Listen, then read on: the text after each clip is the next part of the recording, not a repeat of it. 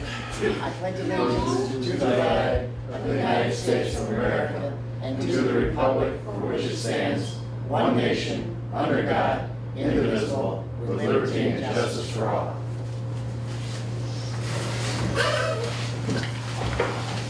Roll call, please. Davis. Here. Parker. Here. Schneider, absent. Stoops. Here. Wilson. Here. Sukasar. Here. Sukastovich. Yes. Non-agenda. Well, I'd like to make a motion to excuse the absence of Eric Schneider. Support. Parker. Yes. Schneider, absent. Stoops. Yes. Wilson. Yes. Sukasar. Yes. Sukastovich. Yes. Davis. Yes. The non-agenda items are silent. I believe John Antinato has something on Dollar General. John, you got 5 minutes to make your presentation. Okay, do I have to stand up? I'd rather not. You'd rather not? Oh, okay, as long as you speak out so we can hear you. Okay, cities are made out of people and places. And this city is made up of a lot of nice old homes. It has a nice flavor to it. I drove a tour bus for 20 years all over America, and I'm very familiar with the regulations for tearing down old buildings. It's just not heard of. You go east of the Appalachians, you are not allowed to do this. And most cities consider their old historic homes as a treasure. As a treasure. I met a man this weekend, he had a violin he found that someone had discarded, this old violin, and he fixed it up and he played it and he played it well. But he treasured that old violin. And not like you treasure your assets in this city. You're bringing in a Dollar General and it makes no sense to begin with. You've got an empty store next door, empty property across the street and just south of the Arctic Queen, some property that should be demolished. Okay, you're gonna take a nice historic home, trash it, because you don't value it. That's basically what I have to say, is you made a mistake. You made a terrible mistake. And it will not be undone. When Dollar General finds out this is not a profitable position to be in, they will empty that store, and then we will be left with just one more empty store. We got empty stores uptown. What happened here? What happened, all of you? What happened that this store is tearing down a home and it's not occupying what is already there, or what empty land is there? What happened? What's the logic behind this? I'm a very logical man, and this makes no logical sense. And, Go ahead. pardon? Go ahead. So I would like an explanation. All right, I prepared some answers to your questions or your concerns, and you're not going to, we won't discuss it here, but you're welcome to have a copy of that. If you want to stay after the meeting, Don will give you a copy, and then it hopefully will answer most of your concerns. I have one more question. If I get a petition and take it around town, if I get 90% of the people in this town to say that this is not a good decision on your part, will that alter anything? Probably not, but If I get 95%, if you get of the 100%, people. it probably won't. But okay, because we you got that on camera. because You've I got said- that on camera, that 100% of the people in this city disagree with you, that will not matter. Unless I have my say. unless you want to subject the city to lawsuit. But you're already open for lawsuit, Larry. Okay, we're not. I won't discuss it any further. You could have the answers that I have prepared for you, and you could look at those and see. And then you have the perfect right to do whatever you want. If you want to go and have a petition, go ahead and do it. That's your right to do that. And will it matter? It's my question. I think we'll have to wait and see, won't we? Okay, I'll take you up on that. Have a good day. No, you have to get the letter. You want to wait? She can get you a copy of this, the letter that I Okay. wrote. So, but you'd have to wait to the end of the meeting. Is that okay? Okay, I can do that. Okay. Comments from the city administration, Donna? Yesterday was the last day for taxes. Okay. Nothing. And Kevin, welcome. Thank you. And this is our new chief, and welcome to the city of Memphis. Thank you very much. Okay, and if you have any questions now, of course, you've only been here 2 days, so you're probably done, so. It might take most of the evening, so no, no, I'm fine right now. Okay, all right.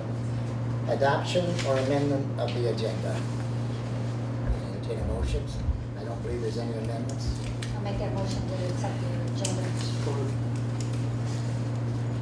Schneider absent, Stoops, Yes. Wilson, Yes. Lukasar, Yes. Lucas W, Yes. Davis, Yes. Parker. Yes. Okay, we have the minutes of the meeting of August the 18th, and the special meetings August 17th and August 22nd. If you've read them over and there's no changes, I'll entertain a motion to approve all of those. Make a motion to approve all of them. Support. Stoops, Yes. Wilson, Yes. Lukasar, Yes.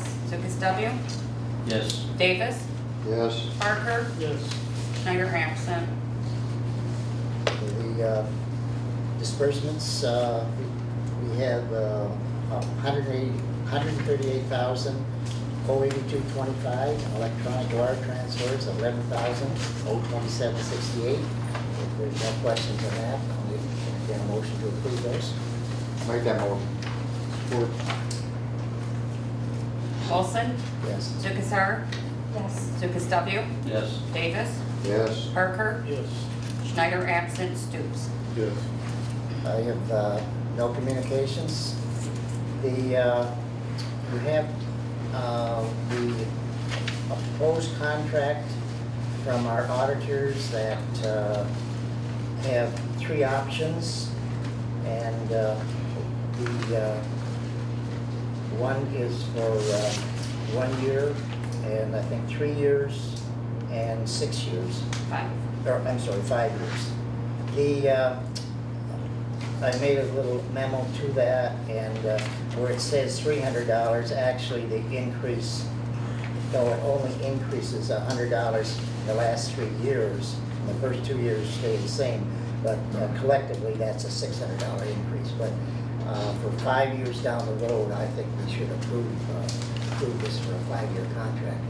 And as my memo states, that they've been our auditors for quite a few years, and they've done an excellent job. Also, the office staff can call and get help, and they don't charge us for it. So I think the relationship has been very good, and so I'm recommending that we sign a 5-year contract on this. Yes, I think the best value is the 5-year contract, so I'll make a motion, we enter into that contract for 5 years with Stewart, Boves, and Whipple. Lukasar, Yes. Lucas W, Yes. Davis, Yes. Parker, Yes. Schneider absent, Stoops, Yes. Wilson. Yes. Let's see, where's the next one here? Oh, the SIMCOG. We approved joining SIMCOG at our last council meeting, but they require a 1 delegate and 1 alternate. The delegate to the SIMCOG has to be an elected official.